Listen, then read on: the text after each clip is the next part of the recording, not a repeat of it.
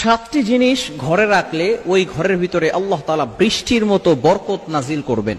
নবীজি সাল্লাল্লাহু আলাইহি ওয়াসাল্লাম নিজে আমাদেরকে জানিয়ে দিয়েছেন যে সাতটি খাবারের কথা, এগুলো যদি আপনি আপনার ঘরের ভিতরে রাখেন, আপনার খাবার তালিকায় যদি এগুলো রাখতে পারেন, আল্লাহ তাআলা সেই ঘরের ভিতরে বরকত নাজিল করে দিবেন যদি আপনি আপনার ঘরের ভিতরে এগুলো রাখতে পারেন।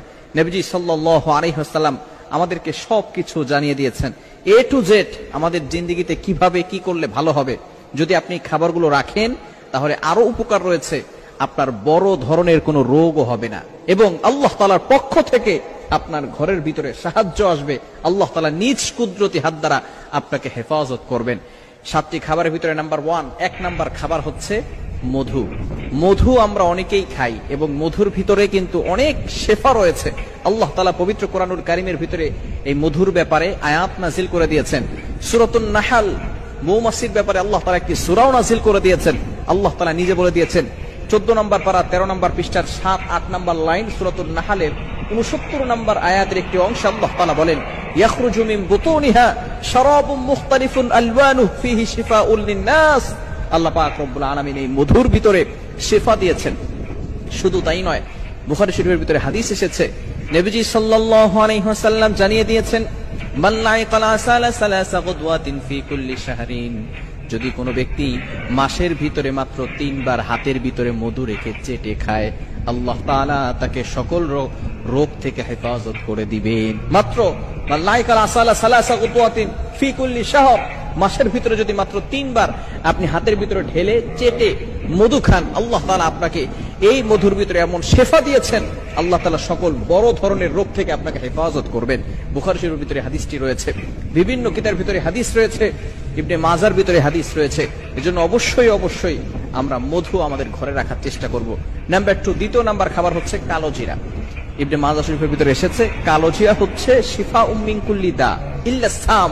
মৃত্যু ছাড়া সকল রোগের ওষুধ হচ্ছে কালো জিরা। অনেকের সন্তান হয় না, বিভিন্ন ধরনের অসুস্থতার ভিতরে আছেন, আপনি কালো জিরা খাবেন। কালো জিরার ভিতরে শেফা রয়েছে, বিশেষ করে কালো জিরা এবং মধুর ভিতরে কিন্তু অনেক শেফা রয়েছে। আপনি পবিত্র কোরআনুল কারীমের ভিতরে আল্লাহ তাআলা বলে দিয়েছেন মধুর কথা এবং কালো জিরার কথা নবী সাল্লাল্লাহু আলাইহি ওয়াসাল্লাম বলে দিয়েছেন, এই কালো জিরার ভিতরে শেফা রয়েছে। আপনি প্রতিদিন সকালবেলা ঘুম থেকে উঠে কালো জিরা 1 চামচ নেবেন, মধু 2 চামচ নেবেন, এরপরে আপনি সকালবেলা খাবেন। আপনি নিজেই বুঝতে পারবেন যে এর ভিতরে কি শেফা রয়েছে। এজন্য কালো জিরা আপনার ঘরের ভিতরে রাখবেন। নাম্বার 3, তৃতীয় নাম্বার হচ্ছে মোস্ট ইম্পর্টেন্ট, সেটা হচ্ছে জাইতুনের তেল। আল্লাহ তাআলা পবিত্র কোরআনুল কারীমের ভিতরে এই জাইতুনের তেলের ব্যাপারে আয়াত নাযিল করে দিয়েছেন। 30 নম্বর পারা 18 নম্বর পৃষ্ঠা সূরাতুত তিনের ভিতরে আল্লাহ তাআলা বলে দিয়েছেন, তিন ও জাইতুন, জাইতুনের কসম আল্লাহ তাআলা করেছেন। সুতরাং জাইতুন তেল এটা আপনি ইউজ করতে পারেন, এটার ভিতরে অনেক ফায়দা রয়েছে। হাদিসের ভিতরে এসেছে নবীজি সাল্লাল্লাহু আলাইহি ওয়াসাল্লাম নিজে জাইতুনের তেল ইউজ করতেন, তিনি ব্যবহার করতেন।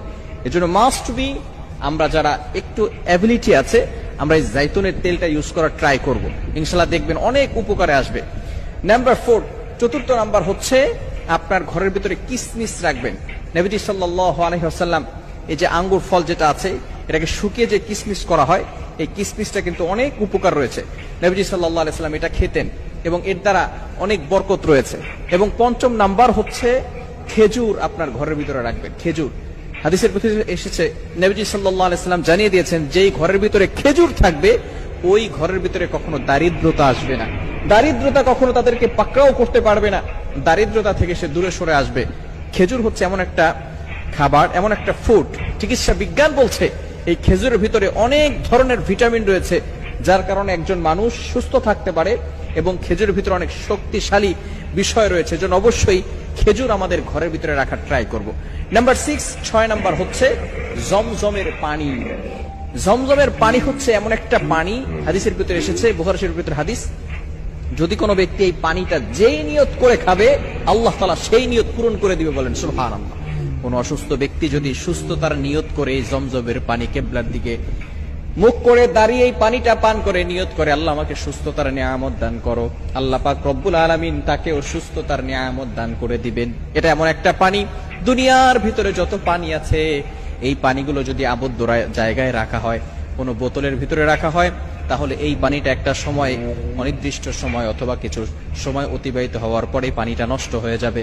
কিন্তু জমজমের পানি যদি কিয়ামত পর্যন্ত থাকে, এই পানি কখনো নষ্ট হবে না। এজন্য জমজমের পানি রাখবেন এবং 7 নাম্বার হচ্ছে আপনার ঘরের ভিতরে কোরআন রাখবেন।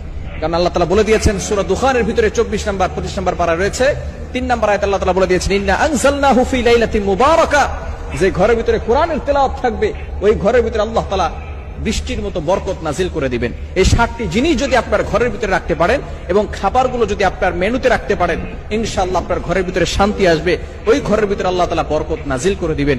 আল্লাহ তাআলা আমাদের সকলকে এই 7টি জিনিস ঘরে রাখার তৌফিক দান করেন।